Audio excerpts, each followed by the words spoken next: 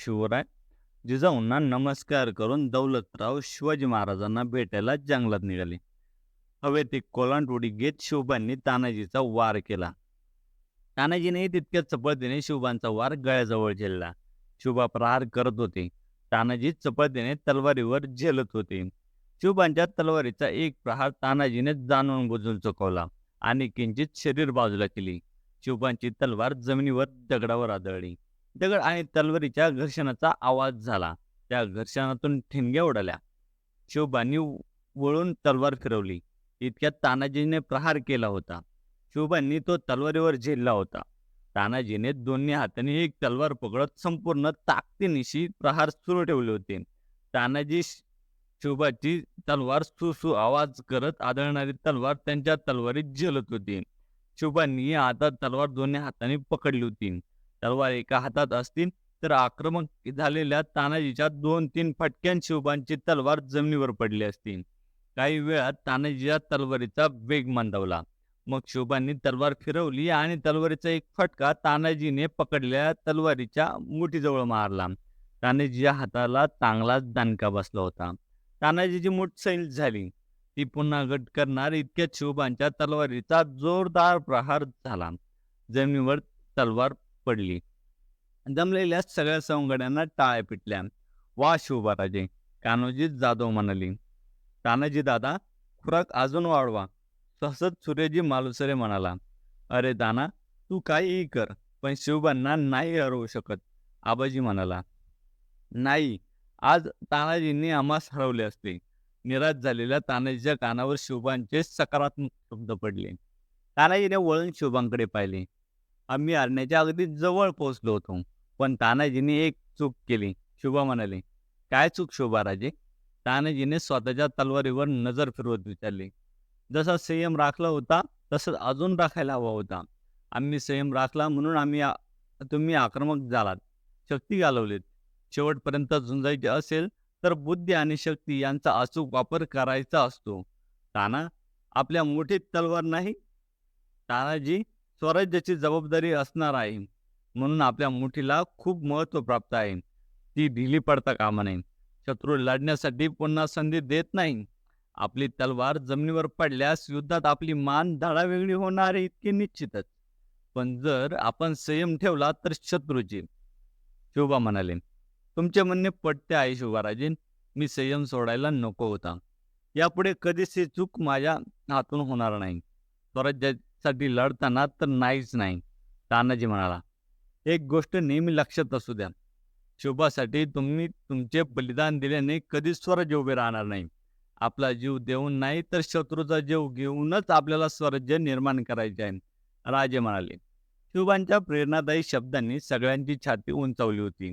ही 8-10 मुले होती, पण सगळी एकापेक्षा एक होती. अगदी बारक करून हिरे निवडावे तसे शिवबांनी स्वराज्याचे खांदे निवडले होते. कोणी धनुर्विद्येत पारंगत, कोणी दांडपत्ता चालवण्यात माहीर, तर कोणी भाला फेकण्यात तरबेज. तसे शिवबांनी सर्व मावळ्यांना विद्या शिकवणे बंधनकारक केले होते. आजपर्यंत शिवबा जे काही शिकले होते ते सर्व काही त्यांच्या सहकार्यांना ते शिकवत होते, त्यांना प्रोत्साहित करत होते. लहानपणापासूनच एक विलक्षण बुद्धी शिवबांना लाभली होती. त्यांच्यातल्या अलौकिक गुणांपैकी एक असलेल्या नेतृत्व गुणामुळे मावळातील मुले संघटित होत होती. शिवबा मुलांना नीट पारखून परीक्षा घेऊनच आपल्यासोबत घेत होते. त्यांचे ध्येय त्यांच्या डोळ्यांपुढे होते. स्वराज्याचे ध्येय हे खरे तर एक स्वप्न होते, ज्याला शिवबा आणि जिजाऊंनी ध्येयात परावर्तित केले होते. पित्यासारखे कोण्या शासकाच्या मक्तेदारीत काम करणे शिवबांना भविष्यात सहज शक्य झाले असते, परंतु त्याने काही साध्य होणार नाही हे सरदार शहाजीराजे जाणून होते.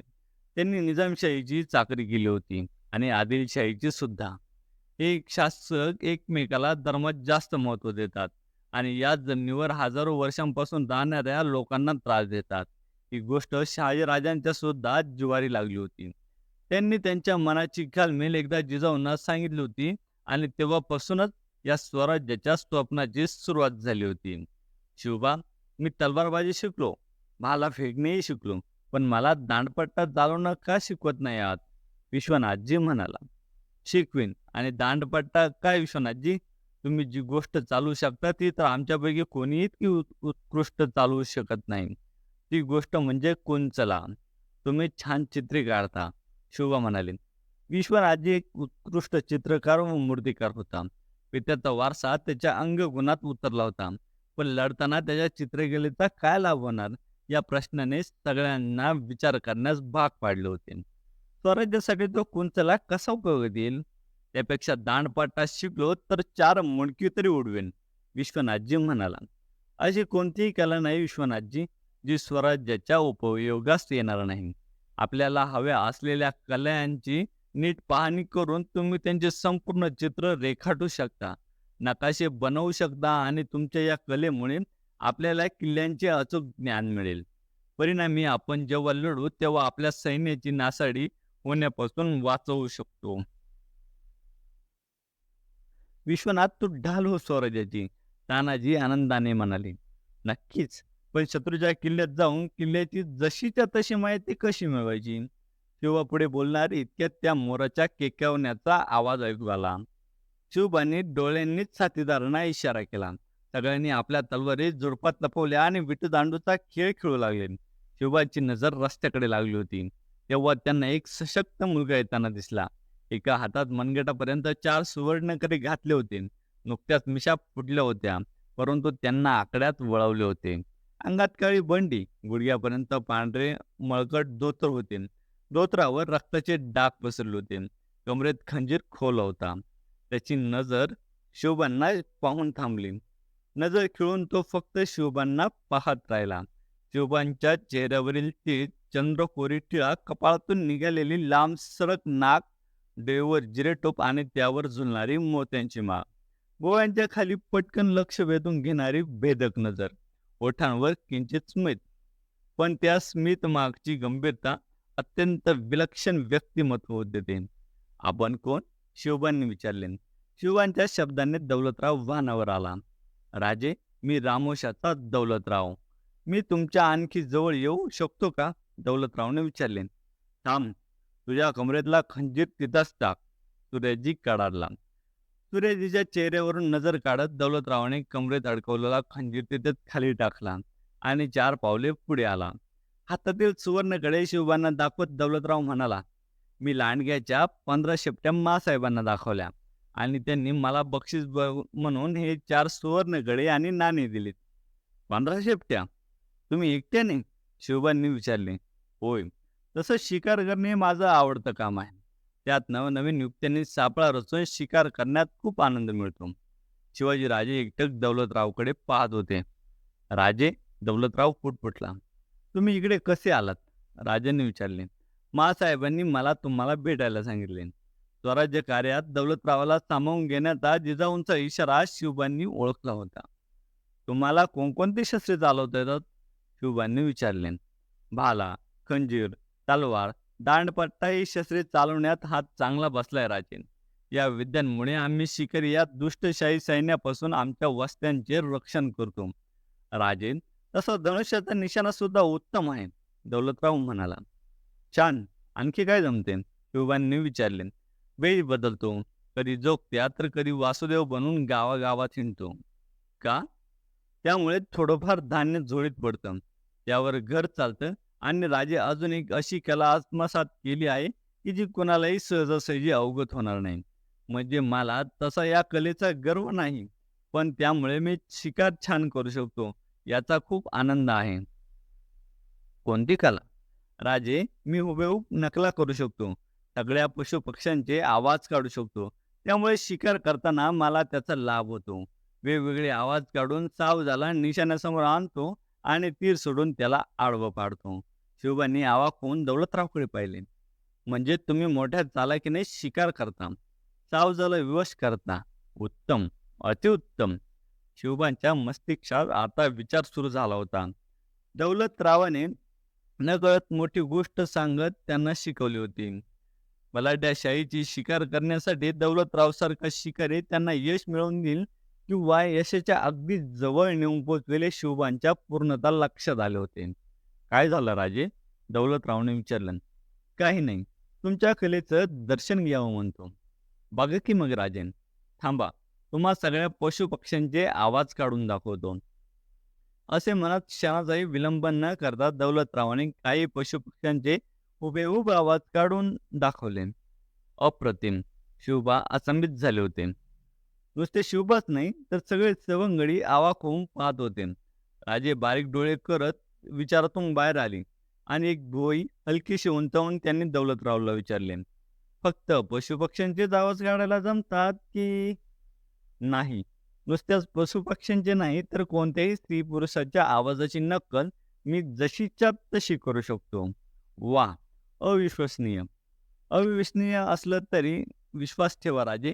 बघा तुम्हाला एक नमुना दाखवतो, असे म्हणत दौलतरावाने क्षणभर डोळे बंद केले. नंतर चेहऱ्यावरील हावभाव बदलत तो बोलू लागला. ठीक, थोड्या वेळ प्रतीक्षा कर. तुझं नाव गाव सगळं नीट सांग. जिजाऊसाहेब येतीलच थोड्या वेळात. तेव्हा त्यांच्या हातून बक्षीस घेईन. दौलतरावांच्या तोंडचे शब्द ऐकून शिवबा थक्क होऊन बघत राहिले. सगळ्या सवंगड्यांना पटकन प्रश्न केला. हा आवाज कोणाचा आहे ठाऊक आहे का तुम्हाला? मला ठाऊक आहे. अगदी जसाच्या तसा आवाज आहे. तीच लकब, तोच स्वर, तीच कणखरता. ओळखा कोणाचा आवाज काढला दौलतरावने. शिवबांना थांबता बोलत होते. दौलतरावची अनोखी कला पाहून शिवबांना प्रमोदचा आनंद झाला होता. तवंगडी विचार करत होते, मस्तिष्कावर ताण देत होते. आवाज मालातील कोण्यातरी व्यक्तीचा आहे, ओळखीचा आहे. आवाज रोजच ऐकतो, पण आता पटकन लक्षात येत नाहीये. सूर्याजी अडखळत बोलला. हो, रोजच ऐकतो आपण हा आवाज, कारण हा आवाज आपल्या रानू जपानचा आहे. हो तर, सगळेच थक्क झाले होते. शिवबा दौलतरावांचे अद्भुत कौशल्य पाहून उत्साहित झाले होते. त्यांच्या चेहऱ्यावरून अपरिमित आनंद झळकत होता. त्यांनी वळून विश्वनाथजीकडे पाहिले. विश्वनाथजी, किल्ल्यात जाऊन किल्ल्याची इत्याद्भुत माहिती मिळवणारा तुमचा साथीदार तुम्हाला मिळाला आणि आम्हाला आमचा तिसरा डोळा, शिवबाचा तिसरा डोळा, अत्याचारी शहाणा भस्म करणारा शिवबाराजे म्हणाले. नाही कळलं नाही राजे, गोंधळून दौलतरावांनी विचारले. सांगतो, सगळं सांगतो. आधी सगळे निवांत बसा. म्हणत राजाने एका झाडाखाली दगडाकडे हात दाखवला. त्या दाट फांद्यांच्या दगडाखाली सगळे येऊन बसले. शिवबा दगडावर बसले. दौलतराव, आपण एक स्वराज्य निर्माण करणार आहोत. हे रयतेचं राज्य असेल, ज्यात गरीब दुबळ्यांवर अन्याय होणार नाही, सगळ्यांना न्याय मिळेल. दुष्ट विदेशी आक्रमकांपासून आपण आपल्या भूचर रक्षण करू. ते आमचे सवंगडी या कार्यात आम्हास शेवटपर्यंत साथ देणार आहेत. आता तुम्ही सुद्धा आमचे सवंगडी आहात. राजे, हा प्राण, हे शरीर तुमच्यासाठी आहे, दौलतराव पटकन म्हणाला. आजपासून तुम्ही सुद्धा स्वराज्याचे सारथी आहात, शिवबा म्हणाले. माझं भाग्य आहे राजे, पण एक प्रश्न डोक्यात आहे राजे, ज्याचं उत्तर काही मिळत नाही. क्षमा कराल तर विचारू? दौलतरावने नम्रतेने विचारले. विचारा.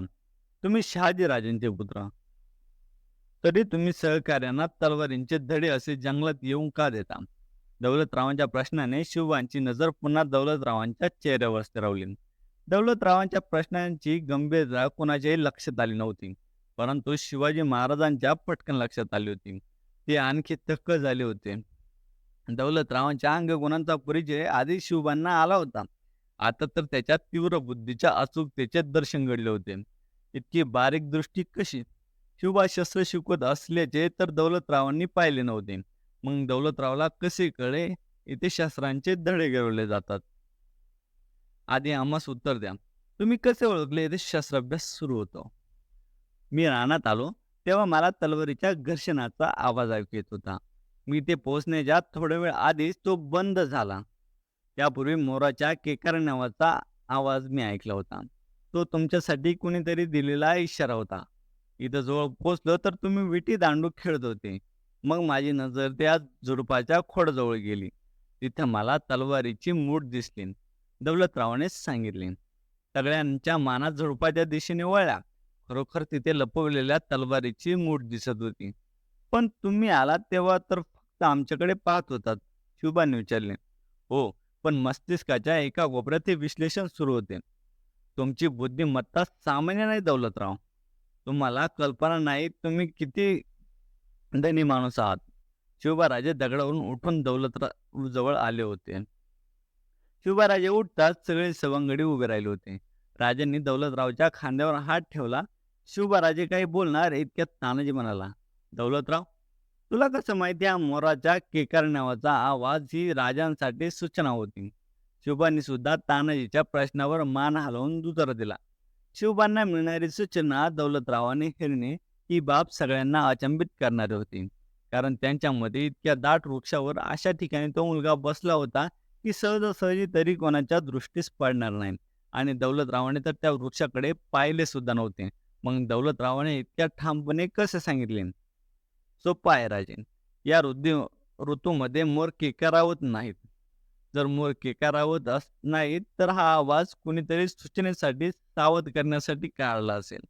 शिवबांसमवेत सगळे सवंगडी दौलतरावाचे उत्तर ऐकून थक्क झाले होते.